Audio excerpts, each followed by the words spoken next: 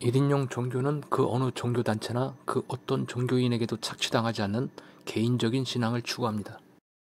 한국의 기독교가 전파된 지 100주년 되는 것을 기념하는 예배가 1984년 8월 지금은 사라진 여의도 광장에서 벌어졌습니다. 어머니는 혼자 가시기 좀 그렇다고 저랑 같이 가자고 하셔서 서울 구경하는 기분으로 따라갔었습니다. 저는 예배 따위는 관심이 없었고 촌놈이 서울 구경하는 기분으로 주위를 열심히 둘러보다가 하늘에서 유난히 밝게 빛나는 별을 발견했습니다.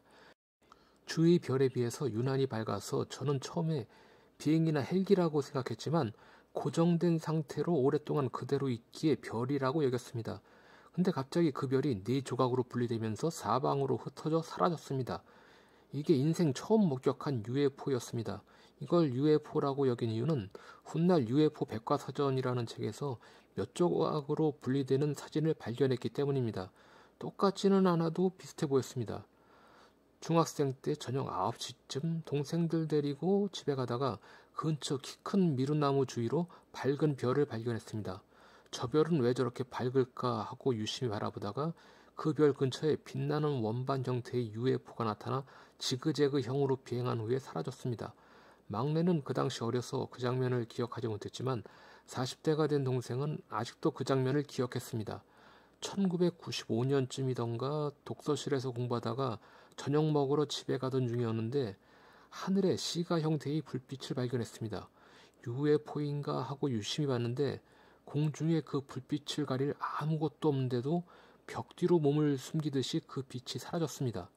빠른 속도로 사라진 것도 아니고 크로마키 뒤로 사라지듯이 사라졌습니다. 전 세계 UFO 목격담에는 시가 형태의 불빛이 제법 존재하니 제가 본 게 UFO일지도 모르고 아니면 안경에 난반사된 다른 불빛일지도 모르겠습니다. 앞서 2번의 경우와는 달리 천천히 사라졌거든요. 이후로는 UFO를 본 적이 없습니다. 왜냐하면 이제 옛날처럼 하늘을 한참 바라보는 일이 없어졌기 때문입니다. UFO 발견할 시간에 스마트폰 바라보는 게 시간 효율상 낫지 않을까요? UFO를 3번이나 목격했지만 저는 외계인의 존재를 인정하지 않습니다. 이 드넓은 우주에 지구 말고도 생명체가 존재하는 별이 있을 수 있다고는 생각하지만 그 별의 생명체가 지구만큼 진화한다는 게 쉬운 일이 아니며 지구보다 더 문명이 발달한다는 건 불가능에 가깝습니다. 그리고 제가 본 건 미확인 비행물체가 아니고 미확인 불빛이었습니다. 그 불빛이 실제로 어느 생명체가 조종하는 비행물체인지는 알지 못합니다. 서양 남자의 겨드랑이 1제곱센티미터에는 대전시 인구만한 생명체가 존재한다고 합니다.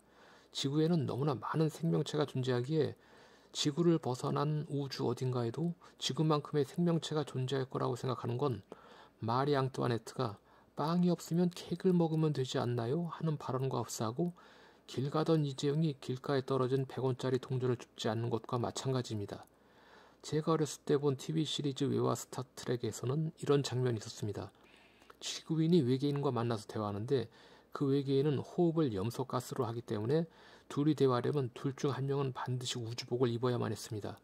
생명 탄생과 진화가 그렇게 흔해 터진 거라면 우주에는 각자의 환경에 맞는 진화가 각기 이루어져야 마땅합니다. 산소로 호흡하는 생명체도 존재하고 염소로 호흡하는 생명체도 존재하고 메탄으로 호흡하는 생명체도 존재해야 하지만 실제로 그럴까요? 미노스라는 유튜버가 물에 관해 소개한 영상이 있습니다. 일반적인 액체와는 달리 물은 아주 특이한 액체라며 그런 특이한 성질의 물 때문에 생명체가 존재할 수 있다는 것입니다.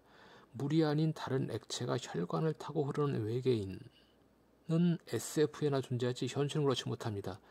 물이 풍부해서 생명체가 존재할 수 있는 지구, 이건 아주 특이한 경우라고 봐야 합니다. 여러분이 항상 보는 지구의 위성 달의 경우 대부분의 행성과는 달리 무지 큽니다.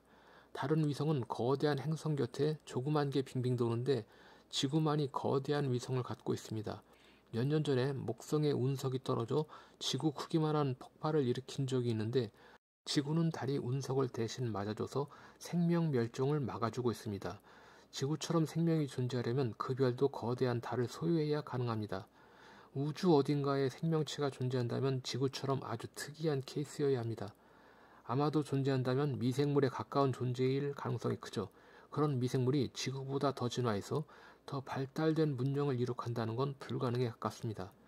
저도 많은 신화를 뒤져봐서 거기에 외계인과 비슷한 느낌의 존재가 등장하는 신화가 제법 된다는 걸 압니다.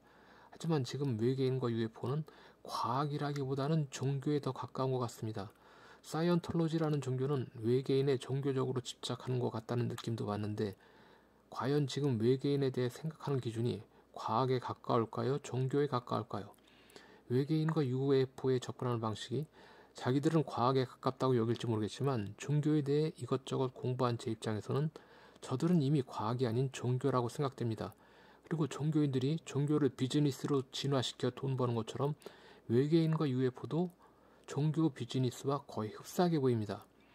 증명할 수 없는 걸 실제화시켜 우러러보게 만드는 종교인과 역시 증명할 수 없는 현상을 실제화하여 과학이라 주장하는 UFO 추종자들이랑 뭐가 다릅니까?